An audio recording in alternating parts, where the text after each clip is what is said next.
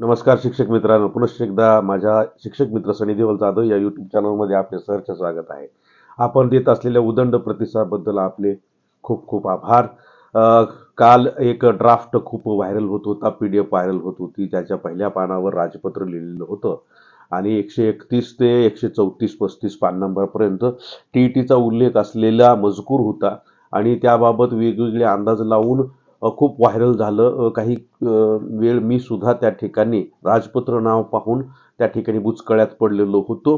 परंतु नंतर त्याचा डिटेल अभ्यास केल्यानंतर असे लक्षात आलं की ते एक बिल होतं, विधेयक आहे जे की जॉन ब्रिटास नावाच्या एका खासदारानं, केरळच्या खासदारानं राज्यसभेमध्ये सादर केलेलं आहे. ते राज्यसभेचे सदस्य आहेत आणि त्यांनी ते सादर केलेलं बिल क्रमांक 27 आहे आणि त्याच्यामध्ये TET बाबत या ठिकाणी कशी सूट मिळेल शिक्षकांना अशा प्रकारची ड्राफ्टिंग केलेली होती. आपला जो मूळ RT अधिनियम आहे, कायदा आहे 2009, त्याच्यामध्ये त्यांनी सुधारणा सुचवलेल्या होत्या आणि हे जर विधेयक पारित झालं, मंजूर जर झालं, तर त्या ठिकाणी या विधेयकाला 2026 शिक्षणाचा सक्तीचा व मोफत अधिकार सुधारणा कायदा असं उल्लेख केलं जाईल असं वगैरे त्याच्यामध्ये आहे.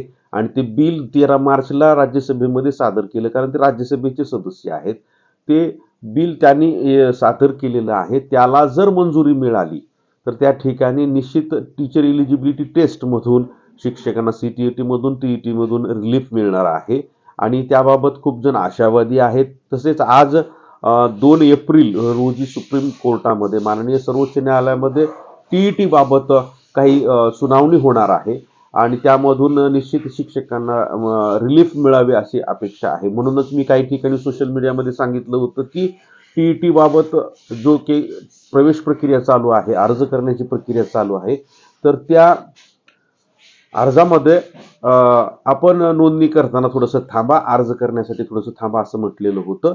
तर हे विधायक आणि हे सुप्रीम कोर्टाची सुनावणी, या दोन गोष्टीच्या अनुषंगानं आपण थोडंसं थांबलं गरजेचं आहे. 16 तारीख खूप लांब आहे आणि निश्चित आपण सर्व शिक्षक पात्रता परीक्षा पास व्हाल. सहज आणि सोप्या आणि कमी श्रमाच्या पद्धतीनं कशा प्रकारे ही पात्रता परीक्षा तुम्ही पास व्हाल याबाबत एक स्वतंत्र व्हिडिओ मी पाहणार आहे. त्याची लिंक या व्हिडिओच्या डिस्क्रिप्शन बॉक्समध्ये मिळेल. आणि हे जे विधायक होतं आहे 13 मार्चचं 27 नोव्हेंबरचं बिल, याची PDF सुद्धा डिस्क्रिप्शन बॉक्समध्ये माझ्या लिंक देईन मी, तिथे तुम्हाला पाहायला मिळेल. कृपया कुठल्याही गोष्टीवर पटकन विश्वास ठेवू नका. एकतर काल एप्रिल फुल होतं, खरोखर शिक्षकांचं एप्रिल फुल झालं म्हणायला सुद्धा हरकत नाही. आपल्या सर्वांना हनुमान जयंतीच्या खूप खूप शुभेच्छा. व्हिडिओ आवडल्यास नक्की लाईक करा. ज्यांनी सबस्क्राईब केलं नसेल त्याने सबस्क्राईब करावं. TET बाबत महत्त्वाचे व्हिडिओ आपल्यापर्यंत लवकर पोहोचतील यासाठी माझ्या चॅनलचं बेल आयकॉन सुद्धा प्रेस करून ठेवा. थँक्यू, धन्यवाद.